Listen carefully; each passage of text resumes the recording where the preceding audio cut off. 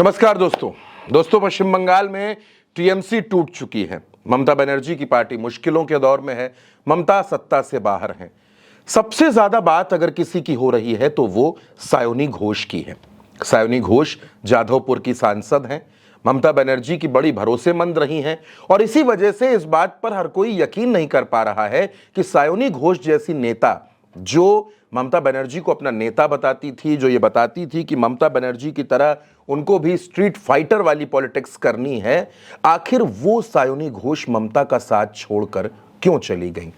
वो कौन सी वजह थी, वो कौन सी मजबूरी थी कि बगावत के इन कागजात पर सायोनी घोष ने भी दस्तखत कर दिए?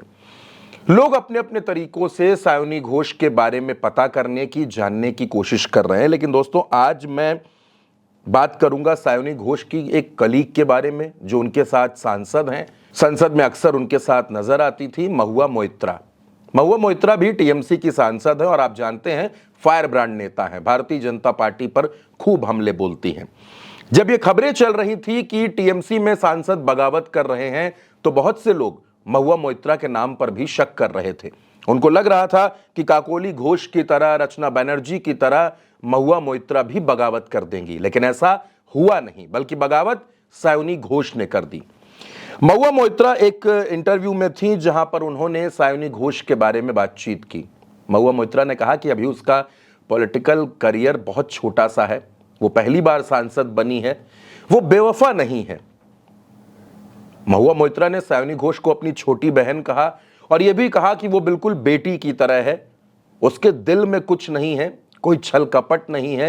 हां, यह जरूर है कि वो डर गई है। महुआ मोइत्रा का ऐसा कहना है कि सायोनी घोष बेवफा नहीं है, उसने पैसों के लिए यह सब नहीं किया है, क्योंकि तमाम बातें दोस्तों सियासी गलियारों में चल रही हैं कि इन सांसदों ने पैसों के लिए ऐसा किया है।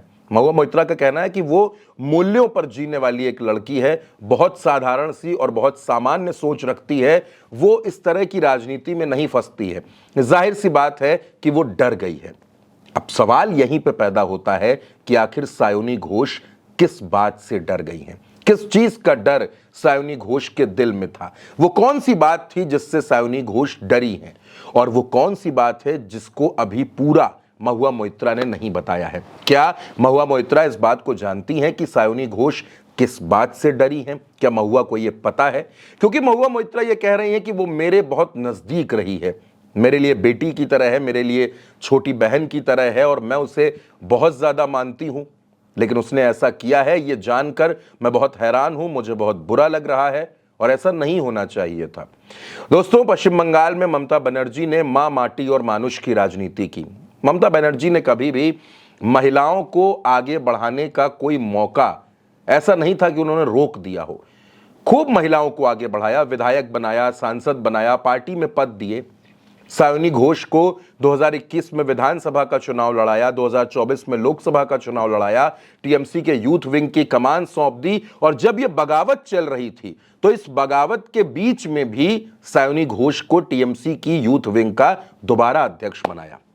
यानी ममता बनर्जी ने अपनी तरफ से कोई कमी नहीं रखी, कोई कमी नहीं रखी। सारी चीजें ममता बनर्जी ने पूरी की, पार्टी को मजबूत किया, महिलाओं को मजबूत किया, आगे लाई। लेकिन आखिर में ममता बनर्जी के साथ क्या हुआ? आखिर में उनके साथ बगावत हो गई, आखिर में उनकी पार्टी टूट गई और इस वजह से टूट गई क्योंकि ममता बनर्जी सत्ता से बाहर हो गई। तमाम सांसदों ने अभिषेक बनर्जी पर आरोप लगाए, अभिषेक बनर्जी पर यह आरोप लगाए कि वो घमंडी हैं, वो किसी की बात नहीं सुनते, अपने फैसले के आगे किसी की चलने नहीं देते। कल्याण बनर्जी ने भी बहुत कुछ कहा है। लेकिन मैं आपसे फिर कह रहा हूं, हैरानी सबको इस बात की थी कि आखिर महुआ मोइत्रा के साथ रहने वाली वो सांसद सायोनी घोष, जिसके भाषण की खूब चर्चा हुई थी, जब सफेद साड़ी, लाल बिंदी पहनकर सायोनी घोष संसद में गरजी थी तो हर किसी को लगा था कि दूसरी ममता बनर्जी आ गई। ममता बनर्जी का वो दौर जब ममता बनर्जी राजनीति की शुरुआत करती हैं और इसी अंदाज में सत्ता की आंख में आंख डालकर सवाल पूछती हैं, लोगों को लगा कि ममता का वो गुजरा हुआ दौर वापस आ गया है। सायोनी घोष सेकंड ममता बनर्जी हैं। लेकिन सत्ता जाने का एक थपेड़ा सायोनी घोष बर्दाश्त नहीं कर पाई। महुआ मोइत्रा जरूर कह रही हैं कि वो बेवफा नहीं है, उसने पैसों के लिए ऐसा कुछ नहीं किया है, वो डर गई हैं।